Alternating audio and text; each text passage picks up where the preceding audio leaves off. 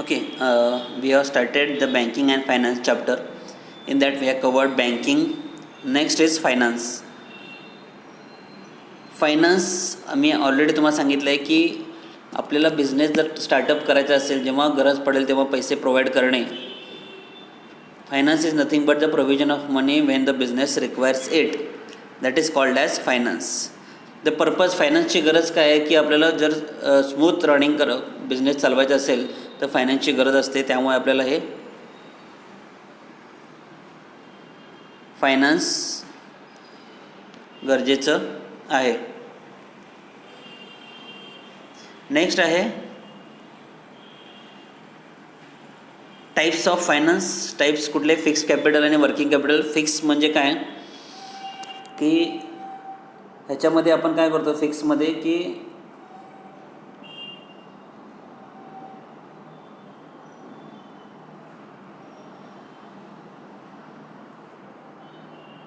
Fixed assets. Okay, fixed assets म्हणजे काय? जे परमनंट आहेत, प्रॉपर्टी. आपण जे म्हणतो की आपल्याकडे फ्लॅट आहे, आपल्याकडे घर आहे, ह्याच्यामध्ये जे गुंतवणूक करतो आपण, ह्याच्यामध्ये जे इन्व्हेस्टमेंट करतो, that is called as fixed capital. Working capital म्हणजे काय? वर्किंग कॅपिटलमध्ये काय करतो आपण की जे काही रॉ मटेरियल्सचा खर्च आहे, जे काही अदर खर्च आहे, कुठले अदर्स एक्सपेन्स, सॅलरी, वेजेस म्हणजे रोजंदारी, टॅक्सेस, इन्शुरन्स, ह्याच्यावरती जे खर्च करतो आपण त्याला काय म्हणतो आपण? Working capital. नेक्स्ट आहे सोर्सेस ऑफ फायनान्स. सोर्सेस कुठले कुठले मी तुम्हाला सांगितले? Long term, medium term,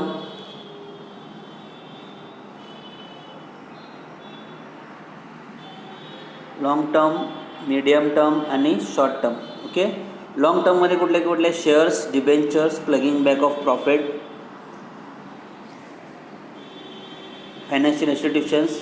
medium टर्ममध्ये public deposits, mortgages, shares, bank loan, financial institutions. Short टर्ममध्ये trade credit, bank credit, instalment credit आणि कस्टमर ॲडव्हान्सेस. आता फर्स्ट लॉंग टर्ममध्ये बघू. लॉंग टर्म फायनान्स जे आहे हे पैसे 10 वर्ष किंवा जास्त काळासाठी काय करतो आपण? इन्व्हेस्ट करू शकतो. That is called as long term finance. Okay, it remains invested in the business for long time, that is 10 years or more. आता कुठले कुठले लॉंग टर्म्स आहेत? शेअर्स. तुम्हाला शेअर्स म्हणजे काय? What is shares? तुम्हाला ऑलरेडी सांगितलं आहे. शेअर्स म्हणजे काय असतं? What R shares? शेअर्स म्हणजे काय? समजा तुमच्याकडे तुम्हाला कंपनी चालवायचं आहे, तुम्हाला 100 रुपये पाहिजेत, पण तुमच्याकडे 10 रुपयेच आहेत. मग तुम्ही काय करणार? 9 जणांकडे जाणार आणि 10,000 रुपये कलेक्ट करणार. जेव्हा आपण काय करतो 100 रुपये डिवाईड करतो 10,000 रुपयामध्ये, प्रत्येकाला काय येणार? 10 रुपयाचे शेअर्स येणार. That is called as shares. The total capital required in a business is divided into large number of equal parts. ते each part is called as share. कुठले कुठले शेअर आहेत? 2 टाईपचे शेअर आहेत, प्रेफरन्स शेअर आणि ordinary share. Preference share म्हणजे काय? These shares preferred by those peoples who do not want risk. Preference म्हणजे काय? ह्याच्यामध्ये कुणाला आपल्याला रिस्क नको आहे, आपल्याला इन्व्हेस्ट करायचे आहेत, पण आपल्याला आपले पैसे लॉसमध्ये जायचं नाही, आपल्याला आहे तसे पाहिजेत, त्यांच्यासाठी काय? Preference share. ऑर्डिनरी शेअर म्हणजे काय? हे काय असतात? हे real owners of the organisation. They have voting rights to elect the director of the company. हे स्वतः जे मालक असतात ते काय करतात? That is called as ordinary shares. आता सेकंड आहे डिबेंचर्स. डिबेंचर म्हणजे काय? हे डिबेंचर हे सर्टिफिकेट आहे किंवा डॉक्युमेंट आहे. हे कोण देतं? हे कंपनी देते. कंपनी देते. कुणाला देते? हे जे कोणी लोन घेणार आहे, पैसे घेणार आहे, त्याला काय करतं? हे सर्टिफिकेट देतात. कशासाठी देतात? की जे काही आपण लोन घेतलेलं आहे ते रिपे करणार मुदतीमध्ये, well within time, along with the interest. ते काही जे समजा आपण एखाद्या बँकेमध्ये FD करतो, फिक्स्ड डिपॉझिट जेव्हा भरतो, तर बँक आपल्याला काय देतं की बँक आपल्याला एक सर्टिफिकेट देतं FDचं, फिक्स्ड डिपॉझिटचं. त्याच्यामध्ये काय असतं की मॅच्युरिटी डेट असते, किती इंटरेस्ट येणार आहे, सगळं असतं. ओके, सो डिबेंचर्स म्हणजे काय? डिबेंचर्स हे is the certificate or document issued by the company Acknowledging the loans also gives the undertaking to repay the money along with interest to the debenture. Debenture म्हणजे customer on prescribed date, that is called as debenture. लक्षात ठेवा. Next आहे ploughing back of profit. Ploughing back म्हणजे काय, तुमच्या कंपनीमध्ये समजा तुम्हाला प्रॉफिट झालं आहे, ते प्रॉफिट झालेले पैसे स्वतःसाठी न खर्च करता परत कंपनीमध्ये इन्व्हेस्ट करणे, that is called as plugging back of profit. It means to reinvest the profit in the business. The profit earned by the business is not distributed to the shareholders, but it is saved such a manner to reinvest in the business. परत काय करायचं तुम्हाला सोप्या भाषेत म्हणजे काय की if you earn the profit in the company, the profit is not distributed to the shareholders, but it is reinvested in the company. परत एकदा तुम्ही काय करणार, ते प्रॉफिट जे काय झालेलं आहे ते कंपनीमध्ये परत इन्व्हेस्ट करणार आहात. चौथं आहे फायनान्शियल इन्स्टिट्यूशन. इंडियामध्ये असे फायनान्शियल इन्स्टिट्यूशन आहेत जे काय आपल्याला काय करतात, लोन प्रोव्हाइड करतात लॉंग टर्म. कुठले कुठले हे IFCI म्हणजे काय, industrial finance corporation of India. IDBI म्हणजे काय, industrial development bank of India. ICICI म्हणजे काय, industrial credit investment corporation of India.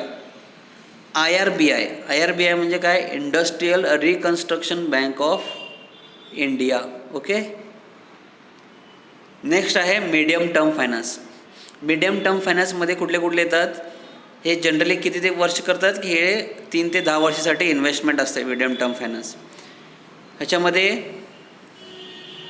3 टाईपचे असतात, पब्लिक डिपॉझिट्स, मॉर्गेजेस आणि शेअर्स. पब्लिक डिपॉझिट्स म्हणजे काय की business can raise the money by giving advertisement in the newspaper.